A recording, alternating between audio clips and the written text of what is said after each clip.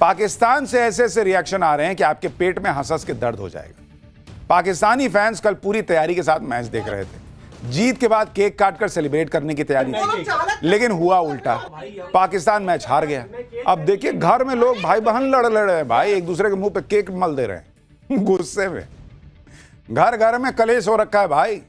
भारत से हार के बाद पाकिस्तान के पूर्व क्रिकेटर अलग भड़के हैं। शोएब अख्तर और दूसरे एक्स क्रिकेटरों ने पाकिस्तान क्रिकेट बोर्ड की धज्जियां उड़ा दी। शोएब अख्तर ने कहा कि जिस क्रिकेट के बारे में कुछ पता नहीं, जिसे वो पीसीबी का चेयरमैन बना हुआ बैठा है, जाहिल और अनपढ़ आदमी को जिम्मेदारी देने से यही होता है। गलत लोगों को काम देने से बड़ा अपराध कुछ नहीं होता। अख्तर ने कहा कि टीम में स्टार कल्चर को बढ़ावा दिया गया है। बाबर आजम, शाहीन अफरीदी और शादाब खान जैसे खिलाड़ी लगातार फेल हो रहे हैं। शाहिद अफरीदी ने भी हार के बाद टीम पर सवाल उठाए। शाहिद अफरीदी ने कहा कि बाबर, शाहीन, शादाब की टीम में जगह नहीं। वो तो शुक्र है कि मैच लाइव आता है, नहीं तो जैसे ऑपरेशन सिंदूर के बाद ये शाहिद अफरीदी निकल गया था जीत सेलिब्रेट करने, ये नौटंकी कर देता कि हम जीत गए। भारत से हारने के बाद पाकिस्तान में भूचाल आया हुआ है।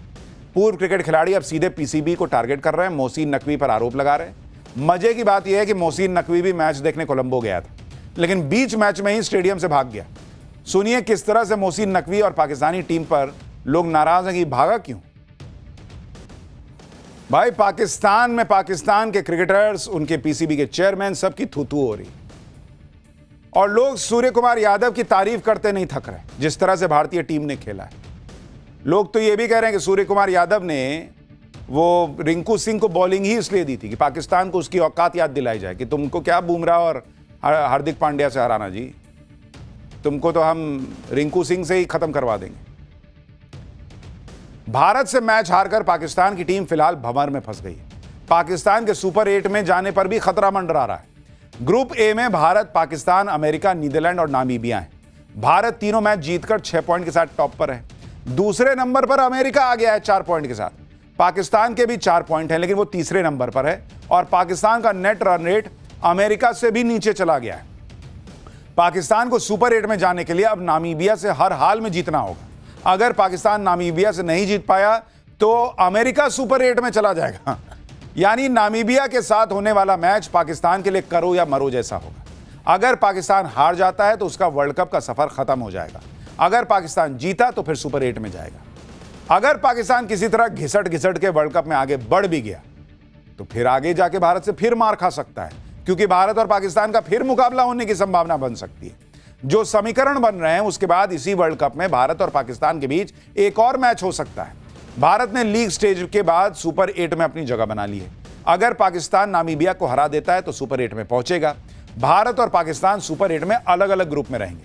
अगर दोनों ही टीमें सुपर 8 स्टेज में टॉप 2 में रहती हैं तो सेमीफाइनल में फिर से भारत पाकिस्तान का मुकाबला हो सकता है। ऐसा होता है तो 4 मार्च को पहला सेमीफाइनल भारत पाकिस्तान में हो सकता है। यानी एक बार फिर से पाकिस्तान भारत के हाथों पिटेगा, ये हो सकता है, और नहीं तो फिर ये भी हो सकता है कि बाहर ही बैठ जाए।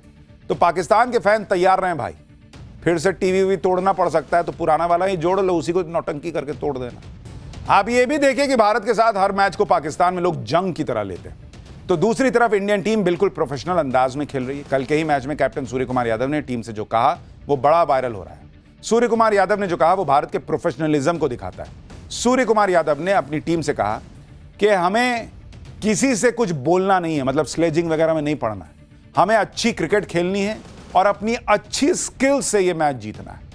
और आप देखिए कि जिस पिच के लिए कहा जा रहा था कि फास्ट बॉलर नहीं चल पाएंगे, वहां बुमराह और हार्दिक पांड्या ने खेल कर दिया शुरू के 6 ओवर। मैच में वही हुआ, टीम इंडिया ने पाकिस्तान को अपनी स्किल से हराया, क्वालिटी क्रिकेट से हराया।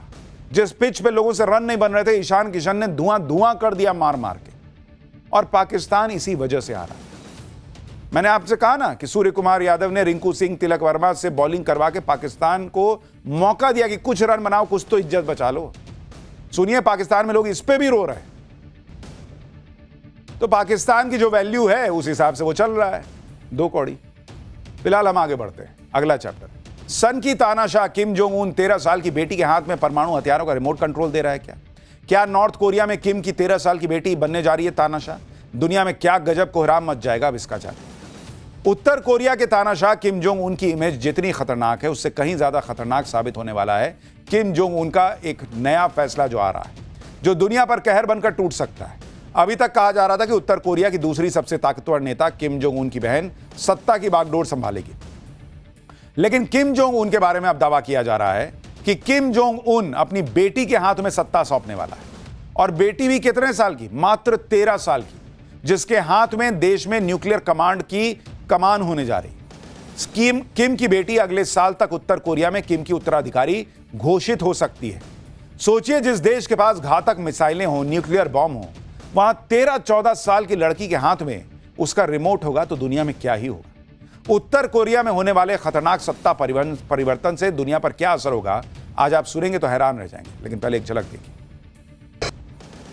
देखिए, उत्तर कोरिया एक ऐसा देश है जो पूरी दुनिया के लिए पहेली बना हुआ है, और वहां के तानाशाह किम जोंग उन की लाइफ भी पूरी दुनिया के लिए रहस्यमय है।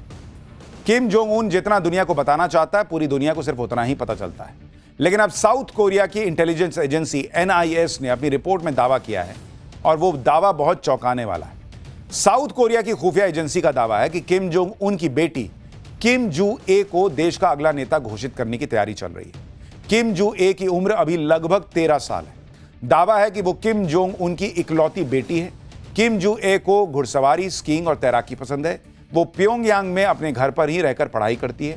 तानाशाह किम जोंग उन ने उसे ही गद्दी का वारिस चुनने का फैसला किया है, और 14 साल के होते ही उसके नाम का ऐलान कर दिया जाएगा। ये उसकी तस्वीर है। किम ने अपनी बेटी के लिए किस तरह से तैयारी करनी शुरू कर दी है, वो भी आप देखिए। किम जू ए पिछले कुछ सालों में अपने पिता के साथ मिसाइल परीक्षण, सेना की परेड, बड़े सरकारी कार्यक्रमों में नजर आ रही है। किम जो ए सबसे पहले अपने पिता के साथ नवंबर 2022 में सार्वजनिक तौर पर नजर आई थी। उस वक्त उत्तर कोरिया ने इंटर कॉन्टिनेंटल बैलिस्टिक मिसाइल का परीक्षण किया था। इसके बाद किम जू ए जून 2025 में वोनसान में एक रिजॉर्ट के उद्घाटन समारोह में अपने पिता के साथ पहुंची हुई थी।